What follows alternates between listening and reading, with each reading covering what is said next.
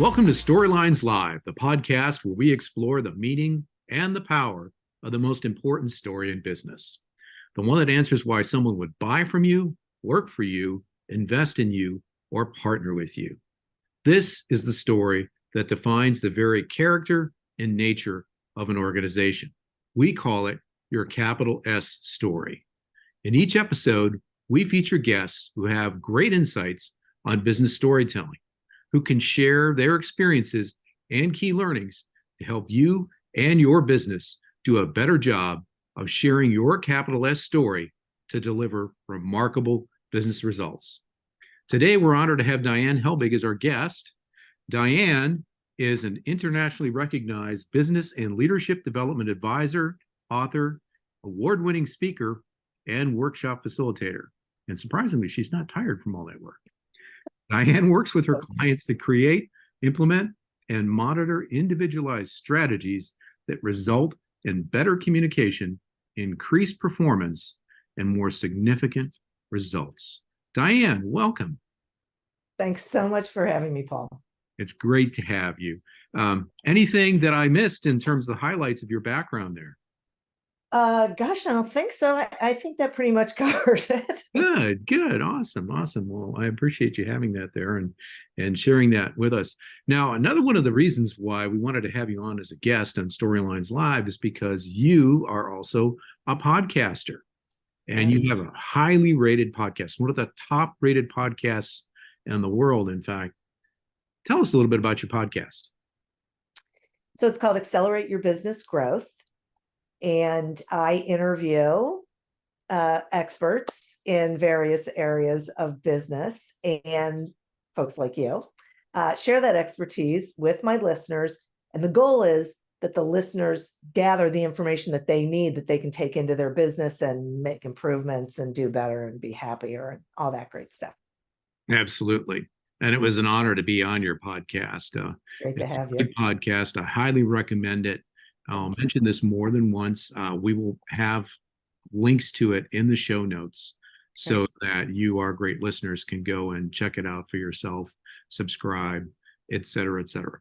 So, Diane, one of the things that we do in every episode is we ask at the very beginning about our guests' interpretation of the capital S story. And you were kind enough to share with us that of the four questions I described, why would somebody buy from you, work for you, invest in you, or partner with you, that the one that's most interesting and most relevant for your work is why would somebody buy from you? Can you share with our listeners a little bit of your thinking behind that? Sure. So I don't have employees or, don't need investors, whatever, but Right. people do hire me. And Yes. I believe that the reason they hire me is because they know I'm going to be honest with them and while being their biggest fan, right? Like I call myself a pragmatic possibilities thinker. Oh, I like that. Yeah. So that's my superpower, living in reality while thinking about the possibilities. So those two come together fairly well for my clients. Right. And so what you're helping clients do many times is help them achieve greater business results, right? Yes. And what's a typical engagement look like for you?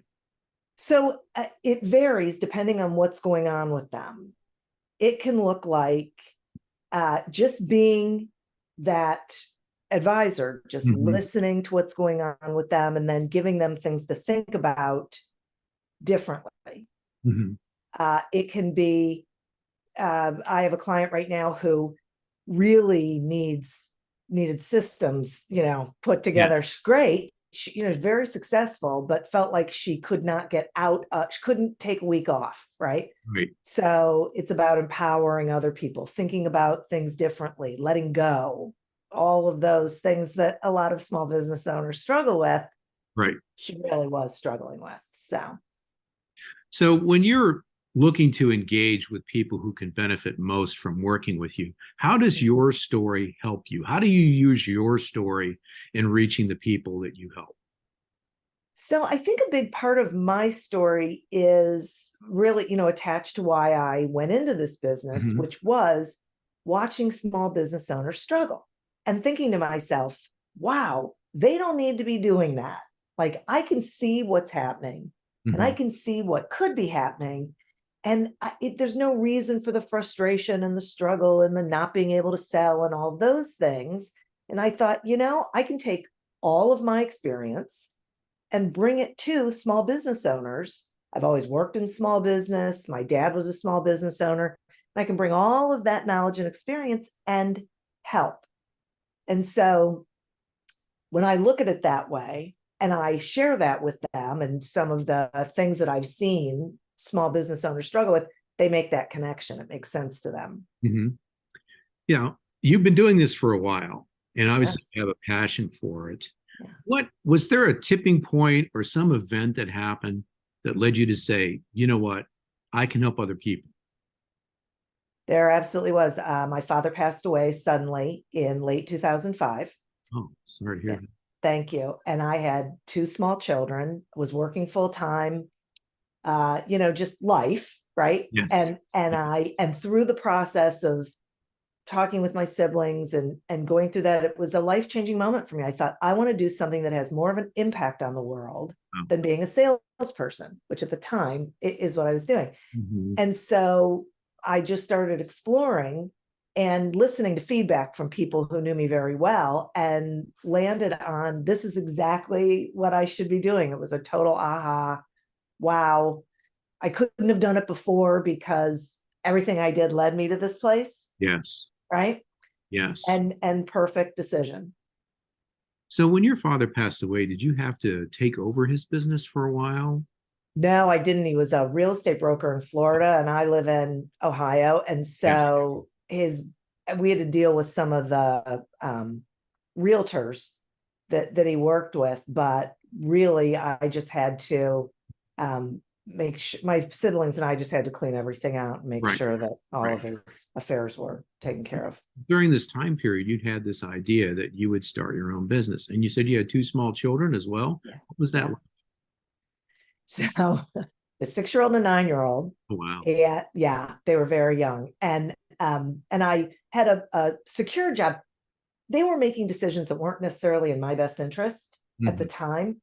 And after my father died, that became really apparent.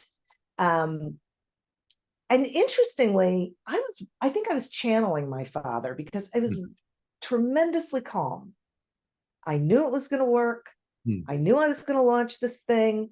I had no fear.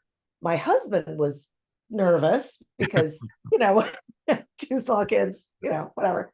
But I said to him, first of all, we have to assume I'm going to be successful. And second of all, it's not the last decision I ever have to make. So if I wasn't successful, I could go get a job. It wasn't, like this was whatever, but I was pretty confident that this was exactly what I was supposed to be doing. So for me, I was really calm.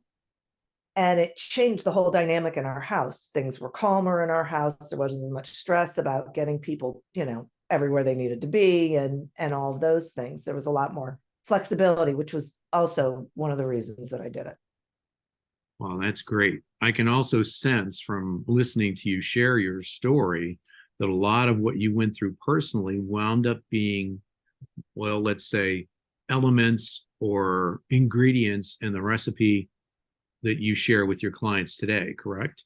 Absolutely. Yeah. Absolutely. And that resonates with them because they know I've been where they are, or, I've had similar experiences, or I've had clients who have had similar experiences. It's really important. Yeah, and I can relate to what you're sharing as well because, our firm, WordWrite, has been in business for 21 years, and we went through a very similar thing. I think our two daughters were 6 and 8, or maybe 8 and 10. I should go back and look when we started the business. And it was the same sort of a thing. Becoming an entrepreneur allowed us as a family to be able to spend more time together. I did work crazy 100-hour weeks in the beginning, which I think is pretty common, right? You went through that. Yeah. But you do it because you want everything in your world to be the way, like I always say, Yes. I wanted to be the victim of my own decisions, not someone else's. Right. Right. Yes. So I did. Yeah, I had a very similar experience. I would come up with ideas when I worked for big corporate America, and somebody would tell me that it wasn't a good idea. And then later on, that idea got implemented by somebody else in the company. And I'd say to myself, well, I guess I had a good idea, even though, and I got tired of being, you know, Yeah. subjugated to somebody else's decisions. I wanted to be, appropriately enough, the architect of my own story, right? Right. To be writing Yes. my own chapters, right? Yeah. Yes. Yeah, definitely. Yeah. A quick side note: you mentioned that you're in Ohio. Whereabouts? Lakewood, a suburb of Cleveland. Oh, no kidding. I'm a Cleveland native. We'll have to chat about more about that later. Oh, we will. Maybe Yes. sometime we can visit in person as well as being together on the podcast. I think that would be really great. I do Um, too. so just in general, I mean, when you had me on your podcast, obviously the subject of that episode was storytelling. So, just what's Diane's definition of storytelling, how it gets used in business? I would say my definition is really, how do I want to say this? Paying attention Mhm. to whoever you're talking to so that the stories that you tell are relevant to the conversation, right? So, Yeah. like, I do a lot of training and I tell stories all the time when I'm training to help bridge the gap for the people in the audience. If they tell me something, a lot of times I can tell them a story so they know I get it. Yes. And Yeah. I think that's really valuable, right? It gives credibility. It helps people feel like they know you, right? And you know Yes. them. So there's a Exactly. trust factor involved with storytelling. I think storytelling is a critical part of business development and engaging with anybody, really. It doesn't have to be a client, doesn't have to be just anybody who you're with. And I will tell you that when I network, I will say to people, instead of what do you do, which I think is a terrible question, I will say, so Great. tell me your story, Yes. because that's what they want to talk about, right? And Absolutely. that's what I want to hear. Yes.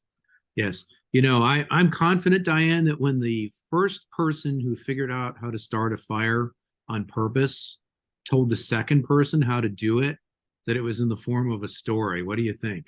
Right? Yeah, you think? Yeah, I think that's probably true. And, in our work, we've learned that there's been, especially in recent years, so much brain research that demonstrates that in order for people in any endeavor, but certainly in business, to remember a concept or remember you or remember the value that you bring to a Right. specific situation, it's the story that grabs them, which is why I love what you shared there. That's really great. Good. Folks, we're going to take a quick break. We'll be right back with more from Diane Helbig of Helbig Enterprises, talking about how she brings value to her clients and the role that storytelling plays in that.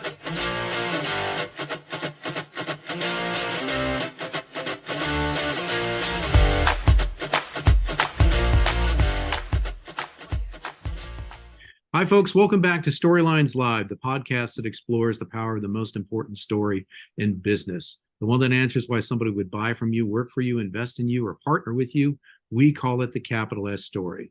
Today, we're visiting with Diane Helbig of Helbig Enterprises.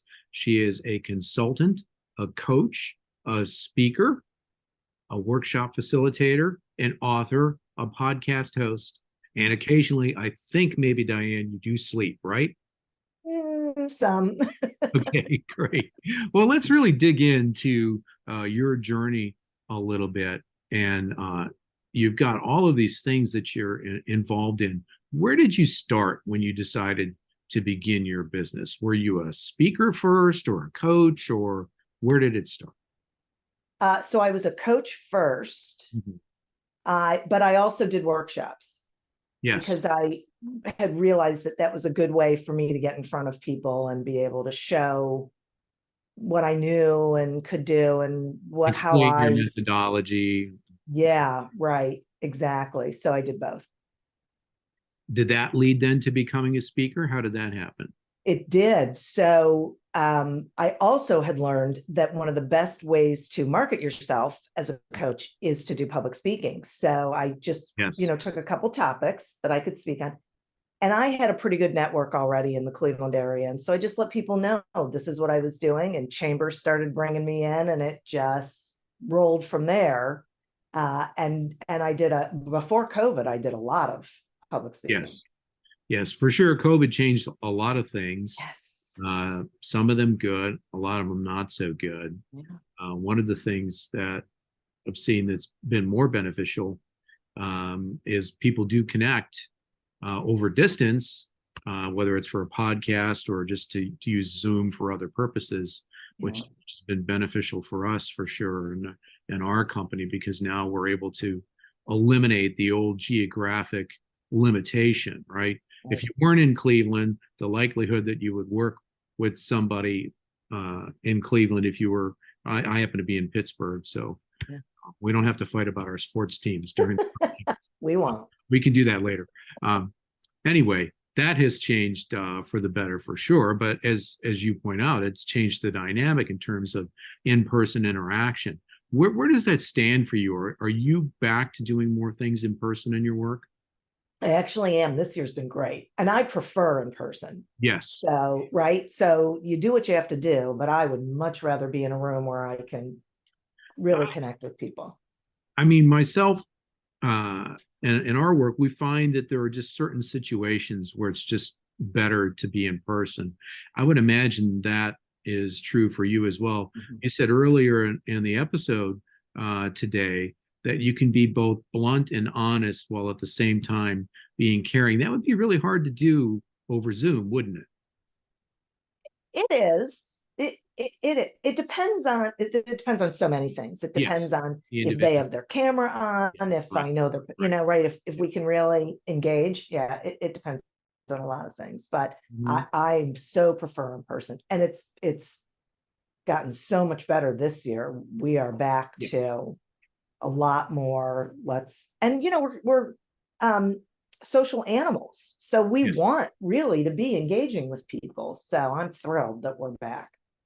Yeah, I am too. I read a story just yesterday from the Washington Post about the value of singing in a group, even if you suck as a singer. Really? I think that's sort of a corollary to what you're talking about. There's just, because we are social animals, our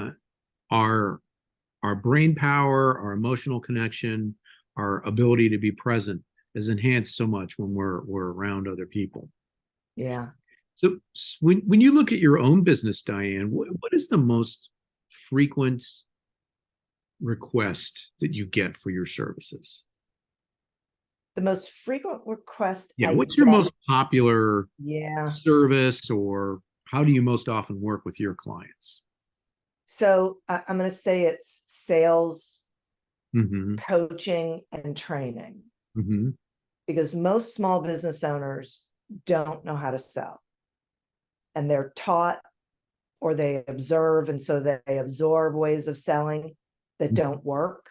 Yes. And they're really frustrated, and they keep doing things that don't work. And so, which is weird to me, but they do. So once they say, okay, wait, this just isn't working for me, that's probably one of my favorites.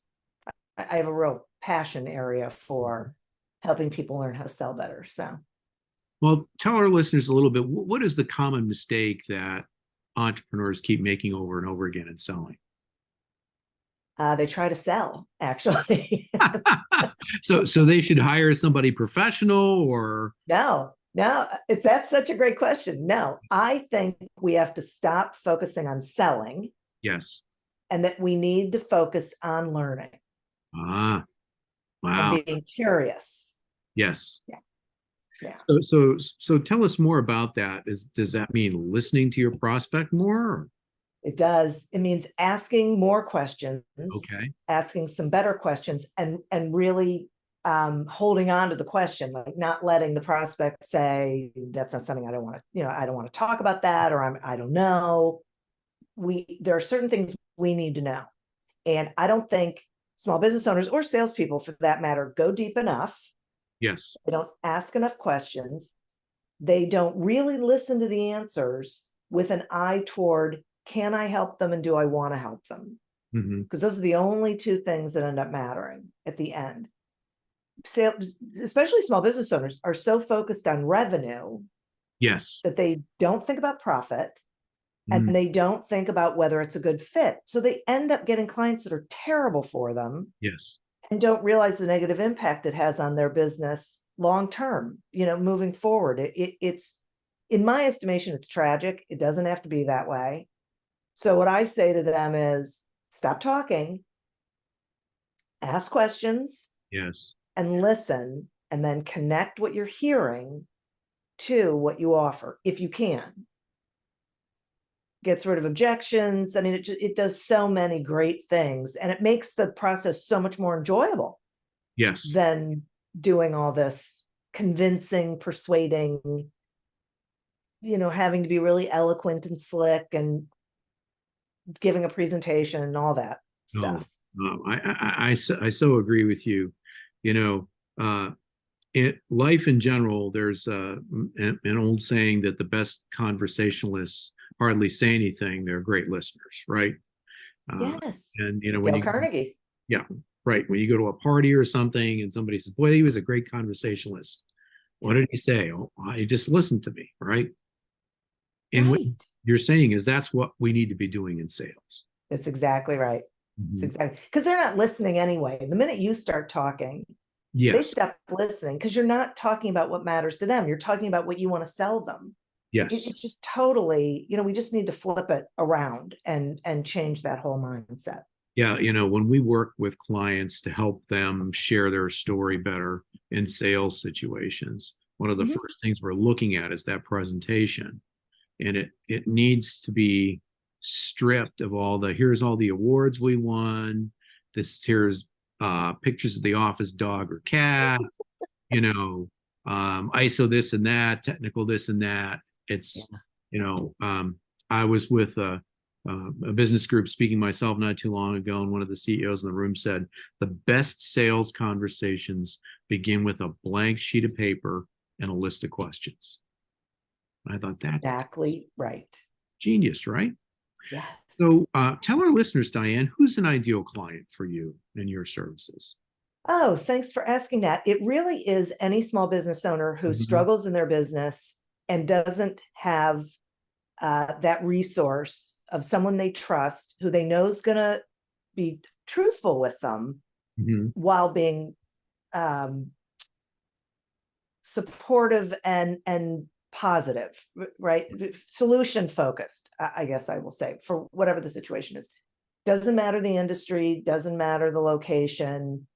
They have to want to get help. They have Yes. to be open to Yes. some ideas. And I offer everyone a complimentary 30-minute phone consultation, because it's the best way for both of us to identify if it makes Mhm. sense for us to work together moving forward. That's great. And folks, will make note of that in the show notes. So that if you're interested in chatting more with Diane, you can take advantage of her offer there. Um, Diane, there's lots of people out there who do sales training or the kind of coaching that you do. Yeah. What would you say is the main differentiator between you and a lot of the other organizations that you compete against? I would say the biggest differentiator is that I don't try and fit anyone into a canned process. Hmm. There are things you have to do in sales. How you do them has an awful lot to do with who you are, Hmm. what's comfortable for you, who your clients are, past experiences with clients, things like that. And so my approach is completely organic. I get to know you and your clients and talk about, okay, here are your options. Now let's work out a strategy that you're going to implement because it's comfortable for you. Because there's no point in me giving you one that you're not going to do. Right. And I think that happens a lot with sales training companies. I agree. There's a lot of cookie cutter solutions out there, and that's where Right. working with somebody like you can be really beneficial because you're going to tailor what's needed to the situation facing your client. Absolutely. Without putting you on the spot, and certainly if it doesn't make sense to name names, can you give our listeners just a quick synopsis of a success story you've had working with someone? Sure. Thank you. I would love to. So I had a client that was a banquet center and catering company. Mhm. And as we were working together and they were talking about how they wanted to improve revenue and how clients came to them, we started talking about the catering side of the business because that was the side that they could really pursue, they Yeah. could prospect to, right? And as we were having that conversation, I discovered that they weren't tracking their current clients to see when someone dropped off. Oh, wow. They realized it months down the road, Yes. but Yeah. they weren't realizing it like when it happened. Mhm. And so we implemented a system where they ran a report once a month and they knew the cadence of their clients so they could catch if someone stopped Yeah. and they could reach out to them to see what was going on. Because usually it was whoever was ordering had moved on to another company. It was a simple, right? They hadn't done anything wrong, but you don't know these things. And it is part of continuing to engage with your clients even after you make the sale, because you Yes. need to know what's going on with them, right? You need to continue to build that relationship. So we implemented this system and their revenues soared, right? Simple thing, you Yes. would think, but it's hard to see these things when you're inside the bubble. Exactly. Yeah. There's a consultant that I follow who says it's hard to see the label on the jar when you're inside it, right? Right, So right. you know, or the forest and the trees, Yeah. right? Exactly. Yes. Yeah. Diane, it's been great to have you with us today. I really enjoyed our conversation. Is there anything that I didn't ask you that you think our listeners need to know? I don't think so. I think we pretty much covered it. You got the idea of who I Yeah. am and how I motor. So I appreciate that. Thank you. Oh, you're welcome. It's great to have you here. Diane, please give our listeners a sense of where they can reach you. Thanks. So the best place to go is my website, which is helbigenterprises.com. There they can sign up for that complimentary 30-minute phone consult. They can listen to episodes of my podcast. They can get a free chapter of Succeed Without Selling, my most recent book. They can check me out, see a lot of what's going on.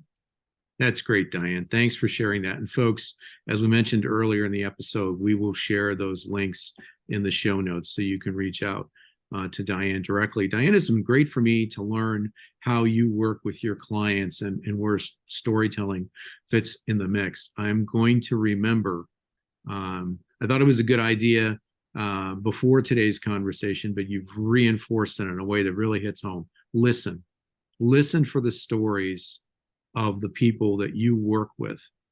That's what's really important to them. And if it's important to them, it's going to be important to you and your success. Diane, thanks again for being here today for this episode of Storylines Live. Thank you.